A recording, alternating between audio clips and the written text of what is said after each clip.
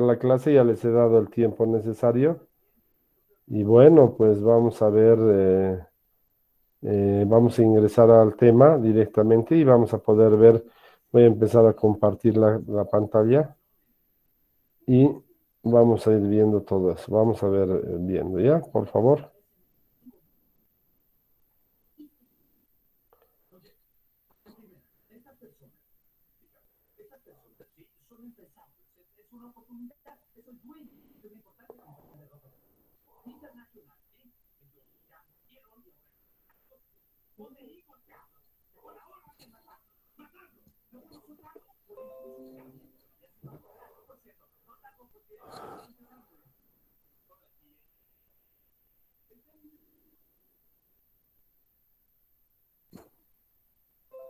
Bueno, ya están pudiendo ver. Por favor, Eric, si tú me dices si están pudiendo ver.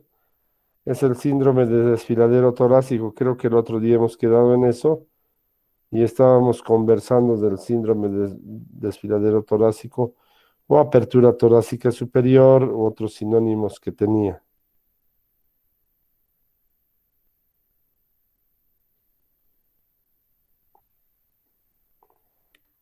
Hola, me ven, ¿no? Por favor, jóvenes, alguien que me Sí, responda. se ve. Sí, Muy bien. doctor. Uy, entonces, sí. Gracias. Se llama síndrome de desfiladero torácico de la costilla supernumeraria, del opérculo o del síndrome costoclavicular también, o de la costilla cervical o estrecho torácico superior. Tienen todos esos nombres. Esto ya hemos visto, creemos que hemos quedado en la última clase, que era la compresión, pues, de la apertura torácica superior. La compresión de esta parte que ustedes pueden ver, y les voy a mostrar ahora, de esta parte superior, ¿no? El orificio superior del tórax. Por varias causas que podemos ver, puede ser comprimido por la primera costilla, puede ser por la apófisis transversa o llamada también a veces costilla cervical, por artrosis o problemas que hay a nivel de la articulación de la abertura superior y pueden comprimir entre los escalenos, la arteria y nervios. En el espacio costoclavicular, la vena, esto es importante, y en el área subcaracoidea, las tres estructuras. Bueno, eso es lo que les he dicho y eso es lo que tenemos en la parte de lo que es la parte de anatomía y compresión de la apertura superior, que se llama, ¿no ve? En realidad es una compresión neurovascular que va a producir algunas alteraciones y al producir la compresión, por ejemplo, de la arteria y la vena axilares, pucha, puede producirse un edema en miembro superior, los nervios parestesias, algunas alteraciones, y eso es importante mencionarles, ¿no? Bueno, ya tenemos eso, que es lo fundamental de la anterior clase en la última parte y vamos a continuar con la siguiente. Siempre empiezo de la anterior para avanzar hacia la siguiente. Enfermedades de la pleura, ahí hemos quedado, ¿no? La pleura se divide en pleura parietal y en pleura visceral.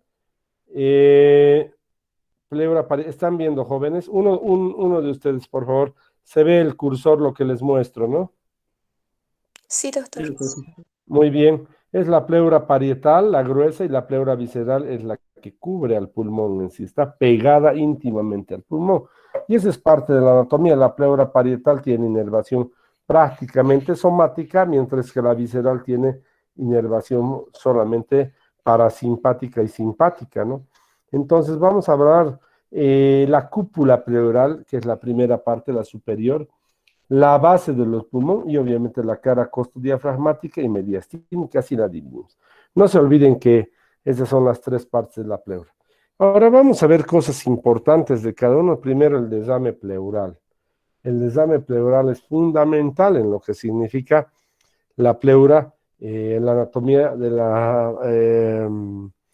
la pleura, y vamos a ver el desame pleural. El desame pleural se divide en dos partes, en desame maligno y benigno.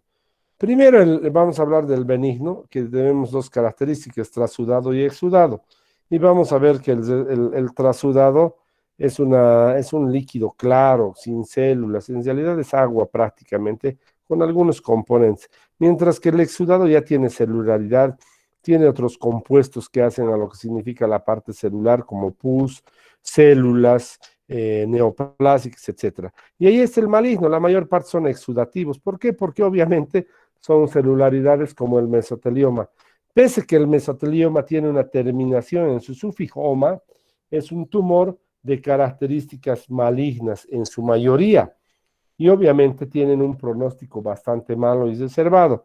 En la particularidad de los pacientes en los que yo he podido observar lo que significa el desame pleural, vamos a tener que la parte de lo que significa el mesotelioma tienen una sobrevida muy baja, ¿no? He podido encontrar algunos pacientes que han fallecido antes del año, otros después del año y quizás hasta 2 años con un límite aparentemente máximo. En mi experiencia, en los pacientes que veo. Definitivamente eso depende de muchos factores, el tipo de células, la afección, el estado general del paciente, la terapia adyuvante y todo lo demás. Bueno, vamos a hablar luego del mesotelioma y sus características, ¿no? Vamos a hablar de la enfermedad pleural primaria. Primero, ¿qué se produce, no?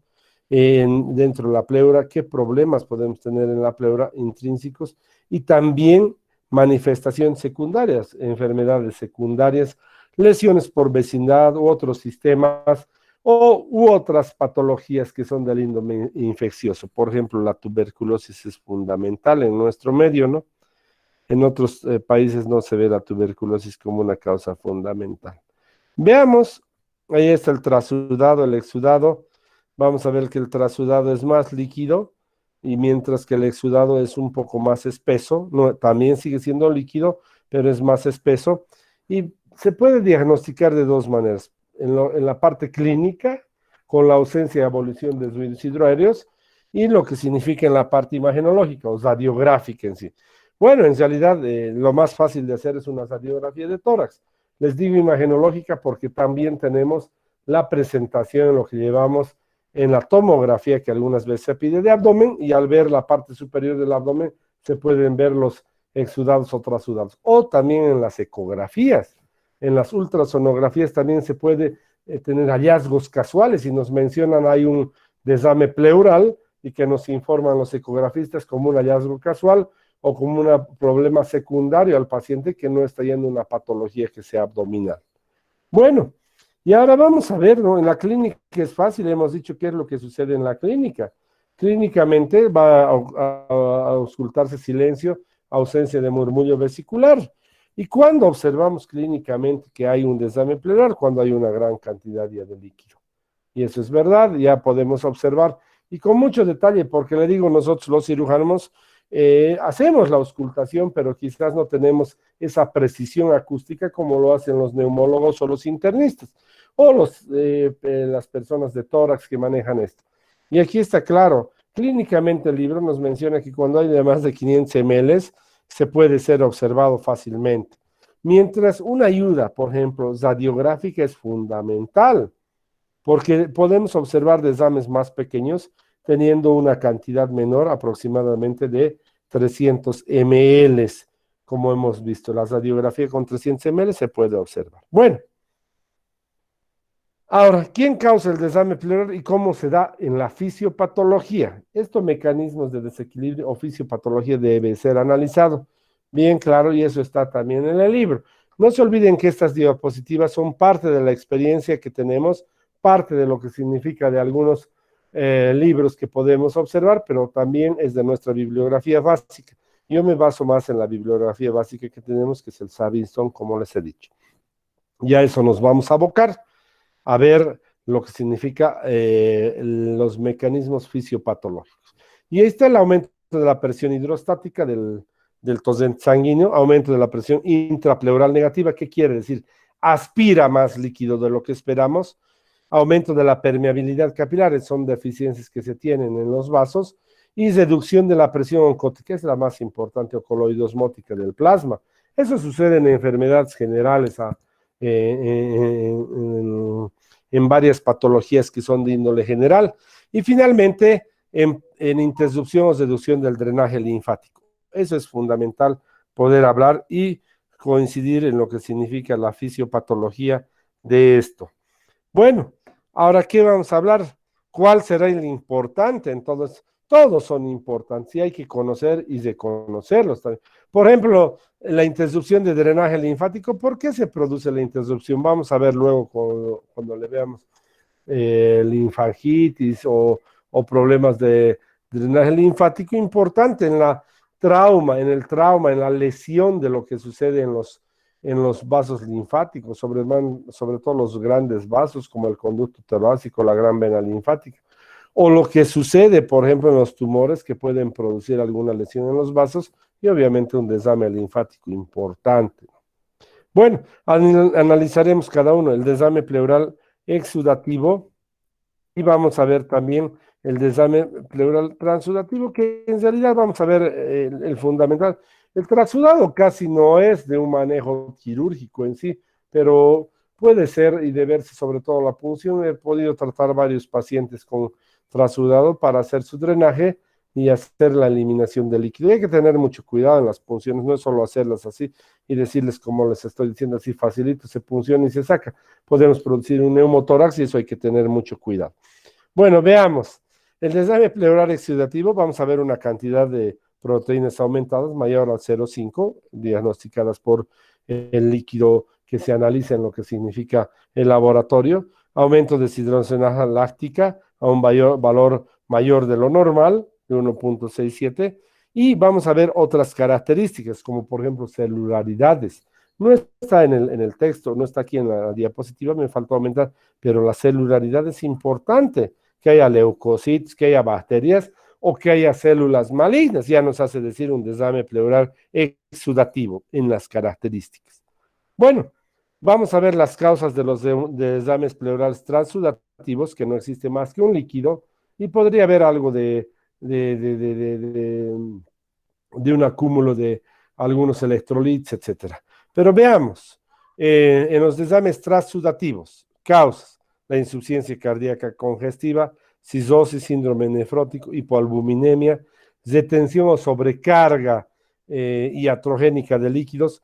En las partes, a veces hay en embolia pulmonar, se puede presentar desames, en el colapso pulmonar y finalmente en el síndrome de Meigs, que el síndrome de Meigs es un síndrome neoplásico de los ovarios que puede presentarse también a nivel pulmonar, y eso es importante destacar en lo que significa nuestra patología. El síndrome de Meigs es una característica de las mujeres y que nos da un desame, además de pleural, también nos da características en los ovarios, ¿no? Y ese es un problema que tenemos, ¿no? Y generalmente se asocia con ascitis y obviamente desame pleural, y es un tumor que se presenta principalmente en la parte de los ovarios. Bueno, ahí está, les he hablado de los desames transudativos, es decir, prácticamente agua, si ustedes quieren. Y agua entre comillas, es un líquido, ¿no ve? Que se elimina a nivel del pleural y obviamente tiene una característica menos viscosa y más parecida al agua. Causas de los desames exudativos. Vamos a ver causas malignas y también causas infecciosas y otras que vamos a ver. Fundamentalmente en nuestro medio, yo diría que son las causas infecciosas. Ya les he dicho, ¿no? La tuberculosis en nuestro medio es fundamental un desame. Pero creo yo, en la actualidad estamos teniendo más por infecciones bacterianas, que se llama el desema paraneumónico, o lo que significa los empiemas cuando hay una contaminación en la pleura por la infección. Y obviamente, dejar de hablar de lo que significa el coronavirus como una causa infecciosa viral que puede ser asociada además o añadida a una infección bacteriana y puede producir un desame paraneumónico, son las características que hay, y creo yo en la actualidad han dejado muy de lado en forma epidemiológica a lo que significan las tuberculosis, sobre todo en nuestro medio. Bueno, eso es lo que les puedo decir en forma primaria. La tuberculosis tenemos en forma secundaria, micosis, virus y parásitos. Ya les he dicho los virus, hay muchos otros virus que pueden causar, y vamos a ver que la sobreinfección de los virus es lo que causa principalmente los desames y los empiemas pleurales. Bueno, eso les diría en nuestro medio y eso para que ustedes tomen una parte fundamental. Bueno, veamos ahora lo que tenemos ahora en lo que significan los desmanes malignos. Un segundito, por favor, les voy a pedir un segundo.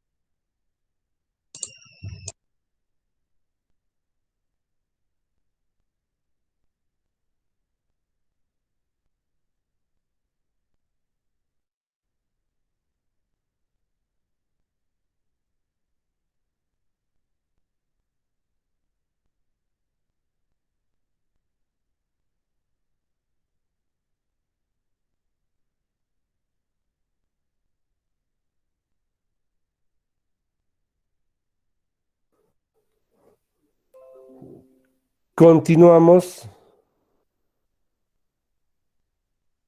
¿Están viendo, por favor? Sí, ¿no ve? Bueno, ahí están los desmanes malignos. Es importante observar los desmanes malignos, ¿no? Lo que les decía, el mesotelioma es una causa fundamental. Ahora, esa es la parte primaria, si ustedes quieren, del desame pleural por un tumor propio de la pleura. No nos vamos a olvidar que hay otros tumores que pueden ser metastásicos, principalmente secundarios a quién, a lo que significa el pulmón y los bronquios, los cánceres broncopulmonares. Vamos a ver luego lo que habla del cáncer. Creo que hoy día vamos a poder alcanzar si vemos algo de eso. Pero también hay otros como el linfoma. Y entonces es importante hacer las punciones no solamente para hacer el tratamiento y descomprimir la pleura, sino también para dar el diagnóstico. Bueno, alguien, hola, alguien ha prendido su micrófono. Voy a tener, por favor, Chávez, puedes desconectar, por favor. Bueno, me parece muy mal lo que sucede, pero ya. Pascual Chávez, me hace negar en la mañana y en la noche más.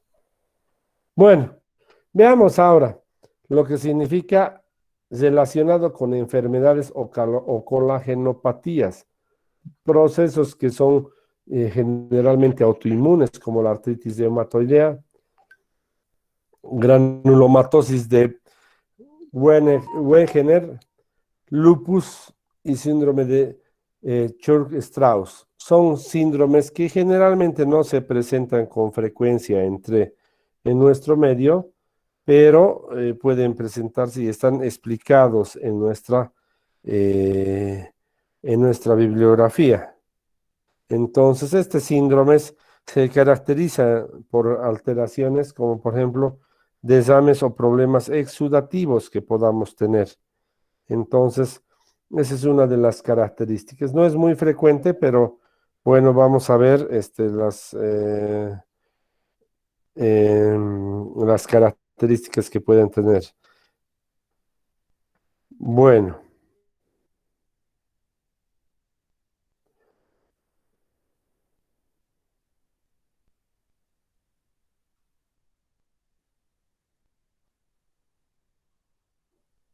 continuamos. El síndrome de Church se caracteriza, es un proceso inflamatorio autoinmune de los vasos, ¿no ven? Y este puede producir, pues, daños en todo nivel sistémico, ¿no? Entonces es una característica y obviamente muy poco frecuente en nuestro medio y muy poco frecuente para destacar, ¿no?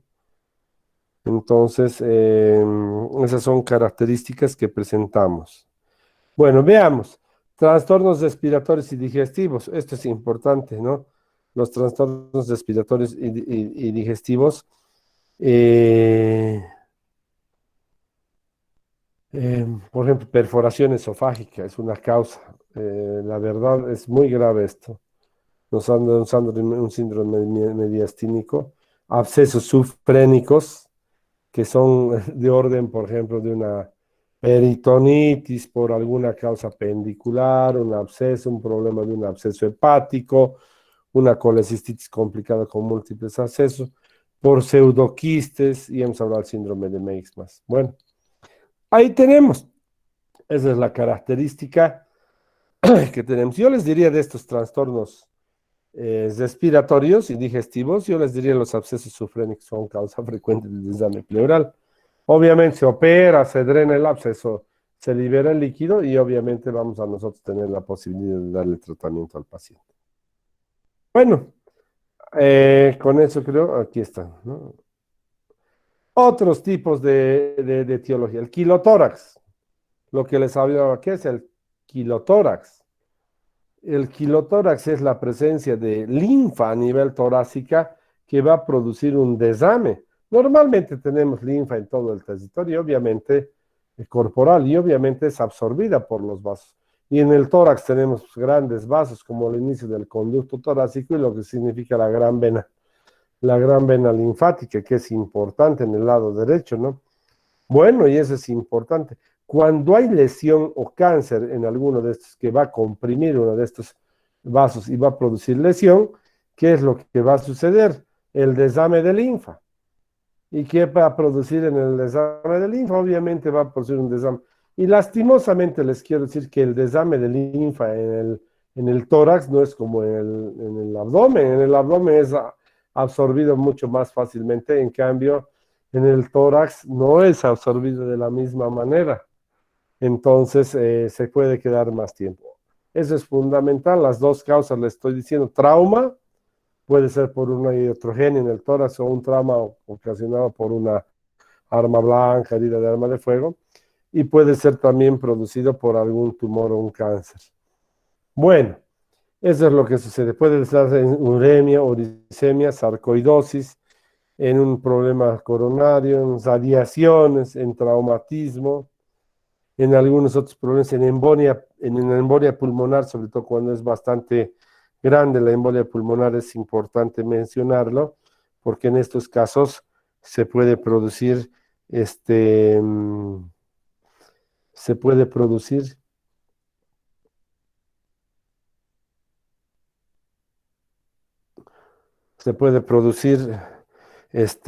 un desame importante, ¿no?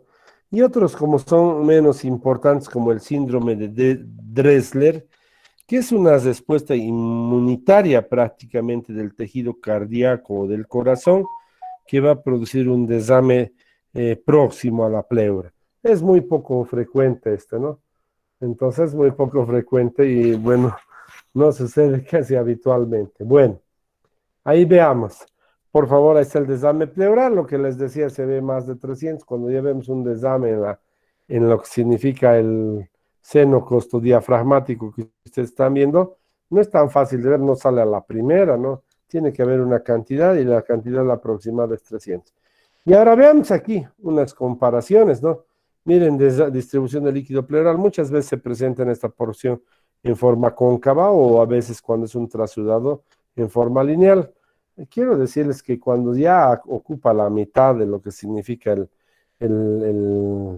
el tórax, ya estamos hablando más de 2 a 3 litros de líquido aproximadamente, dependiendo de la contextura del paciente y la cavidad torácica. Bueno, pero no solo tenemos los desames que pueden ser a nivel de los senos costodiafragmáticos o ocupar la cavidad pleural, sino también tenemos los desames segmentarios o lobulados o loculados, como dice aquí. Estos son generalmente paraneumónicos y se pueden presentar en los lugares donde hay la infección o el proceso infeccioso. Eso es importante. Y quiero destacar un punto más importante. Son los desames de las cisuras. Esos son los cisurales o intercisurales, que son los que se presentan muchas veces en los pacientes con trasudado. Es muy frecuente encontrar. Obviamente en estos cisurales prácticamente no tenemos más que hacer el tratamiento sistémico y no abocarnos a lo que significa el tratamiento quirúrgico, que es la punción o el drenaje de tórax. Bueno, y hay desames también masivos. Vamos a ver algunos desames característicos. Ahí está el cisural, Aquí está el otro cisural, me pareció interesante mostrarle. Aquí hay un desame masivo que ocupa todo el pulmón y obviamente el paciente va a estar con una dificultad respiratoria intensa, como se ve aquí. Y obviamente el tratamiento tiene que ser, en la mayoría de estos casos, colocación de tubo de tórax. Bueno, veamos qué es el empiema pleural. Es la infección de lo que significa la pleura. Es la infección de lo que está aconteciendo en la pleura. En la pleura y este empiema pleural, perdón. Este empiema pleural significa una contaminación supurativa. Obviamente es un desame exudativo, como ya los que hemos hablado, y puede ser por problemas de contaminación directa, como hemos visto de la neumonía, por problemas de un absceso pulmonar roto, por extensión desde el mediastino, como hemos visto con la perforación de tórax, por contaminación directa de una herida es muy poco frecuente y por diseminación hematógena que es más frecuente, ¿no? Bueno, ¿y cómo se tiene tos, fiebre, expectoración, dolor torácico y disnea? Hay una sintomatología sistémica importante. Tener un empiema pleural significa un deterioro muy grave del estado general y hay que considerar otras patologías inmunológicas que pueden presentarse en lo que significa el paciente, como por ejemplo una inmunodeficiencia, etcétera, o un paciente que tenga una inmunosupresión por otra causa. Un segundo, por favor.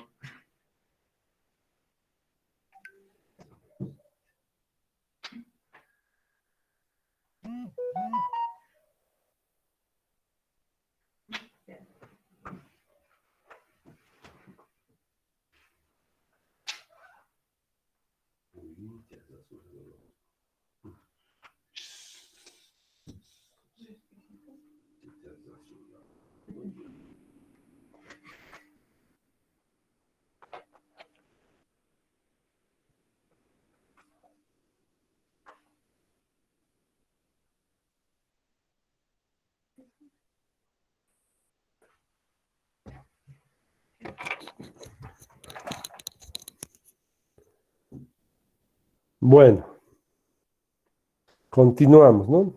Entonces, ahí está, el empiema pleural es una causa grave. Bueno, vamos a hablar que el empiema pleural presenta tres fases, ¿no?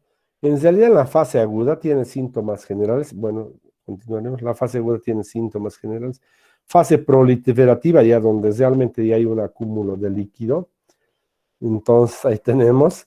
Y luego una fase de organización o crónica. Esa fase de organización, generalmente se presenta esto en los pacientes con tuberculosis, esa fase de organización o crónica. Bueno, esta fase aguda es fundamental por sintomatología sistémica como fiebre, malestar general, etcétera. El paciente se encuentra en un mal estado general. Y luego ya viene la fase proliferativa o supurativa, donde vamos a encontrar ya acúmulo de pus. Bueno, el tratamiento es doble. Primero un tratamiento médico, que hay que darle antibióticos, y obviamente dar el tratamiento de la afección principal, ya sea una neumonía o una tuberculosis, por ejemplo. Y el segundo es el quirúrgico. Y aquí voy a incidir en esto. El tratamiento importante es el toracocentesis, es decir, la punción, y eso anoten, y la toracostomía. Eso es importante mencionar. La toracocentesis o la toracostomía, perdón. ¿Qué es la toracocentesis? Es la punción de lo que significa con una aguja. Y esta punción es importante realizar para drenar. Esto solo sugerencia en los desames, sobre todo que sean exudativos. Mientras que la punción con tubo de tórax, creo que aquí está. La punción por tubo de tórax es colocación de drenaje de tórax. Voy a pedir que mañana, por favor, me hagan recuerdo de esa parte, ¿ya? Entonces, la toracocentesis y la toracostomía. La toracocentesis se realiza uno o dos espacios intercostales por debajo de la costilla que está afectada, hasta donde está afectado el desame, según la parte radiográfica o la exploración clínica. Eso es lo que se hace. Y la toracostomía con tubo generalmente se hace en el quinto o sexto espacio intercostal, línea media axilar. Coloquen, por favor, eso es importante. ¿Por qué? Y se coloca en la línea media axilar y obviamente eso nos ayuda a drenar lo que significa la cantidad de líquido que tenemos en la parte. Y debe ser colocada a un drenaje. Ya tenemos a sello de agua, que es lo que antiguamente se hace, y ahora, o se hacía. Y todavía hacemos, les digo la verdad, o un pleurovac, o aspiradores constantes, que son los aspiradores a presión negativa que tenemos, ¿no? Los pleurovac, que son primero mecánicos, y los otros, los drenajes aspirativos constantes, que son eléctricos. Y eso es lo que nosotros vamos a ver. Eso es en lo que se hace en la toracostomía. Reitero, toracocentesis, punción con aguja, que hay que puncionar por debajo de lo que significa en la línea afectada, y la toracostomía con tubo, que significa introducir un tubo en drenaje de tórax. Bueno, ahí tenemos eso en lo que significa el tratamiento. Ya hemos hablado del kilotórax y ahora vamos a hablar del neumotórax, ¿no? Bueno, hablamos del kilotórax, perdón, lo especificado, ya hemos hablado en forma general. El kilo de tórax se caracteriza por dos partes, traumático y neoplásico. Aquí quizás no está bien dividido. El traumático es contuso penetrante, obviamente por alguna lesión. Puede ser por alguna lesión de tránsito, por una desaceleración, o penetrante por un arma de fuego o un arma blanca. Y el iatrogénico, que también es traumático, ¿no? Es cuando colocamos un catéter, sobre todo en la vena subclavia, cuando hacemos una cirugía, sin querer lesionamos un vaso, cuando estamos liberando ganglios supraclaviculares, producimos una lesión, o en las disecciones radicales o ganglionares del cuello, que van a lo que significa hasta el tórax, cuando hacemos disecciones pulmonares, cuando se trata de aneurisma de la aorta en el tórax, o se hace simpatectomía, como últimamente se hace para la hiperhidrosis. Bueno, o en cualquier cirugía cardiovascular de cualquier tipo, principalmente congénita, que es la que más es. Cuando lesionamos algún vaso importante, producimos el kilotórax. Y todo esto es traumático en realidad. Pero traumático, vamos a hablar de lo contuso y penetrante por trauma, y traumático iatrogénico, así lo vamos a clasificar. Obviamente, el segundo punto son las neoplasias. Las neoplasias son fundamentales, el linfoma, neoplasias mediastínicas, como hemos dicho, carcinomas metastásicos, y finalmente lo que significa algunos carcinomas que puedan ser contiguos, principalmente de origen broncopulmonar. Bueno, el kilotórax es muy difícil en la parte infecciosa, pero podríamos tener por una tuberculosis, por una mediastinitis, por una linfangitis ascendente, otro tipo por trombosis venosa, o por alguna lesión que pueda producirse en algunos problemas tumorales, lesionando alguno de los vasos linfáticos. Bueno, esto no es muy importante, es muy poco frecuente. Vamos a hablar de la última patología de las pleuras que tenemos en lo que significa el neumotórax. El neumotórax, creo yo, que es sin duda alguna la patología pleural más frecuente en lo que tenemos en la parte del tórax, sobre todo en traumas importantes, ¿no? Y el neumotórax es la entrada de aire, ahí está. Como tenemos presión negativa, al momento, pues, apenas lesionamos la pleura parietal, se ingresa aire y queda así como está. Vean la fisiopatología y les estoy presentando cómo se entra y comienza a comprimir el aire, porque no hay parte de salida, comienza a comprimir el aire el mediastino y desvía el corazón, por ejemplo, o los vasos del mediastino hacia el lado contralateral afectado. Si es en el lado derecho, se van a la izquierda; si es en el izquierdo, a la derecha. Esa es la característica. Miren, por ejemplo, aquí les veo un neumotórax izquierdo. Miren cómo el corazón se va hacia el lado derecho y su silueta cardíaca del lado derecho está más pronunciada a nivel del hemitórax derecho. Bueno, ahora esta presión mecánica tiene que ser descomprimida inmediatamente, porque ¿qué es lo que sucede? La hematosis va a disminuir a un 50%. ¿Qué quiere decir? Más de la mitad de la hematosis, es decir, el intercambio gasoso, va a ser cambiado de un lado hacia el otro.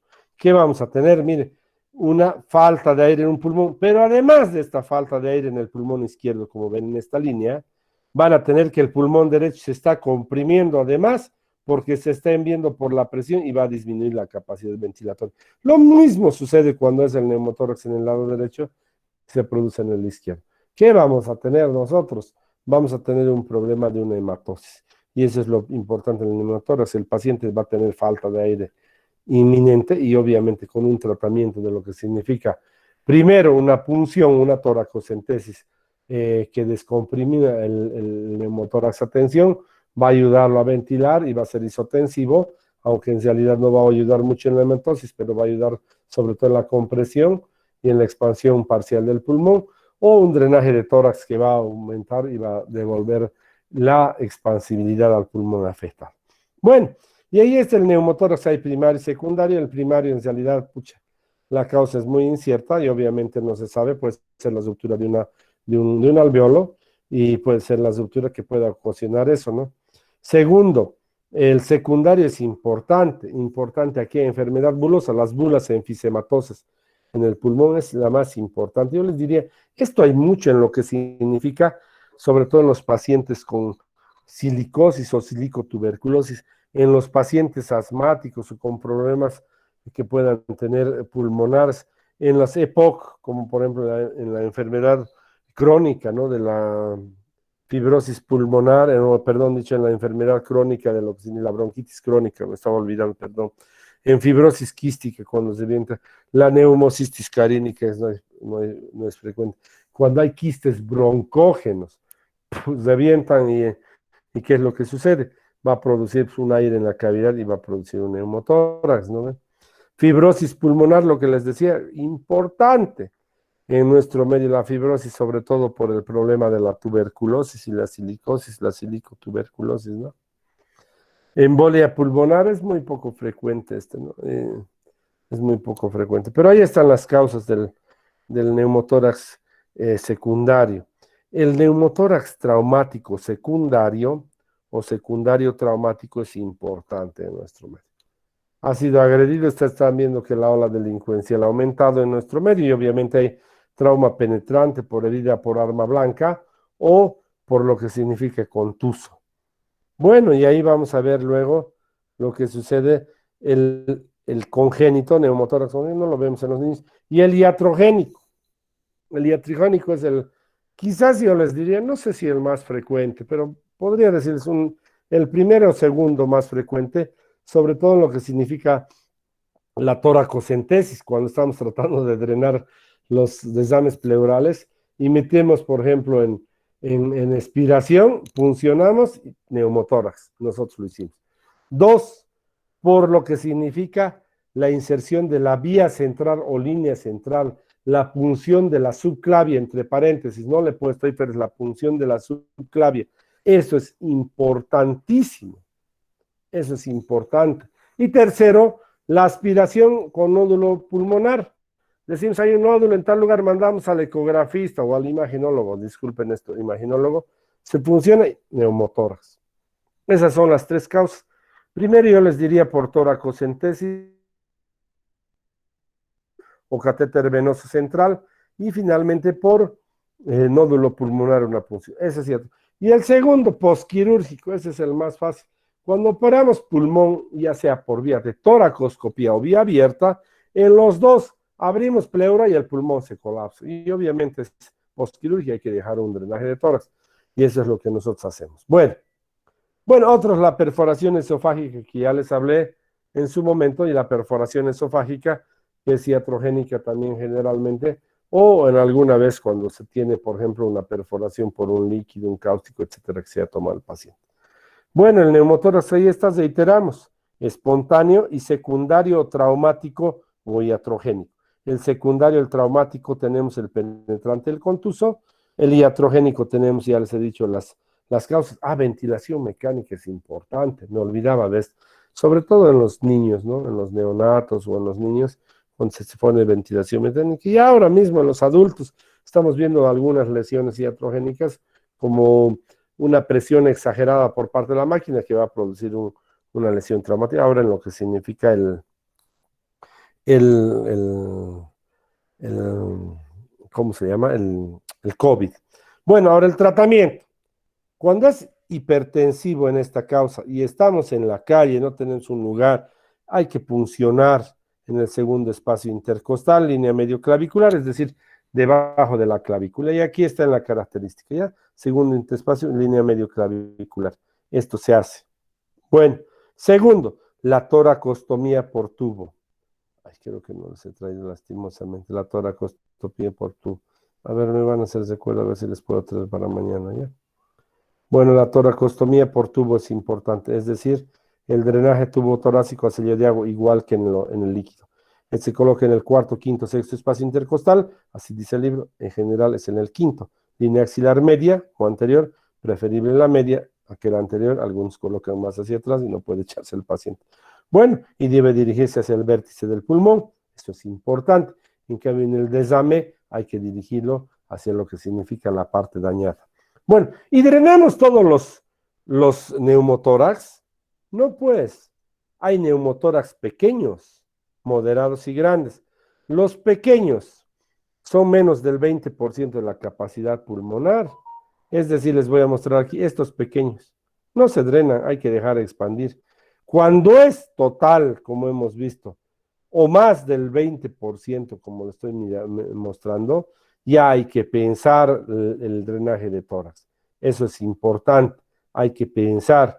Obviamente, en el grave, cuando está uso el pulmón, hay que hacerse el drenaje de una vez de tubo de tórax y el paciente se siente feliz. No solo el drenaje, nuevamente, el drenaje de tubo de tórax es en lugar hospitalario. Si no estamos en un lugar hospitalario, en la punción por el espacio en segundo intercostal es importante, con una aguja hipodérmica, suficiente con eso. Bueno, y ahí están.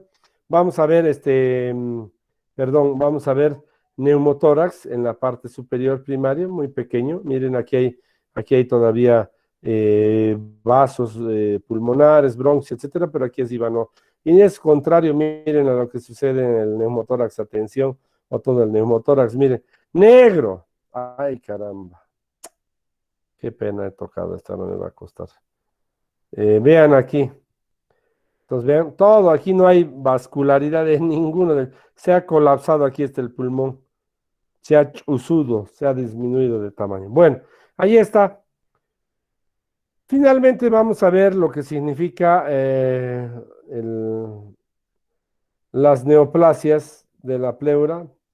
El mesotelioma es lo más importante, lo que les dice es un desame, miren aquí pleural, donde hay obviamente la afectación del lado afectado ya sea derecho o izquierdo, aunque dice OMA, es una neoplasia de características eh, malignas, entonces que tapiza y se divide en dos partes, es importante, localizada, que es pequeña y se ve muy poco frecuente, y la difusa, que es la más frecuente, que es un tumor realmente agresivo, porque todo el tiempo va habiendo una secreción constante exudativa y obviamente el paciente entra en dificultades respiratorias. Y como les dije, la sobrevida está aquí hasta el año, ¿no? Hasta el año de vida. Yo he podido ver sobrevida un poco mayor, hasta los 2 años, muy raros, pero se puede ver. Y tenemos tres tipos, epitelial, sarcomatoso y el mixto. Y el epitelial es el más frecuente. Tratamiento existe, la verdad, para el mesotelioma no hay tratamiento quirúrgico en realidad, más es un paliativo, que es el drenaje y puede ser eventualmente sesiones de radio o quimioterapia. El libro puede plantear la resección quirúrgica, etcétera. Sí, pero generalmente esto se produce en forma difusa. Tendríamos que sacar toda la pleura o sacar todo lo que significa hasta la parte del pulmón y eso es prácticamente incompatible. Si fuera localizado en un segmento solamente y no habría problemas, puede ser que sea así, pero la verdad en la vida cotidiana no he podido ver. Bueno, eso es lo que tenemos relacionado a lo que significa el desame pleural. Y vamos a ver la siguiente presentación. Solamente la parte de introducción les voy a presentar lo que significa cáncer de pulmón. Y teníamos que hablar hoy día cáncer de pulmón. Estamos avanzando bien. Creemos que el cáncer de pulmón es una patología muy frecuente en nuestro medio. Voy a hablar solamente de la parte importante.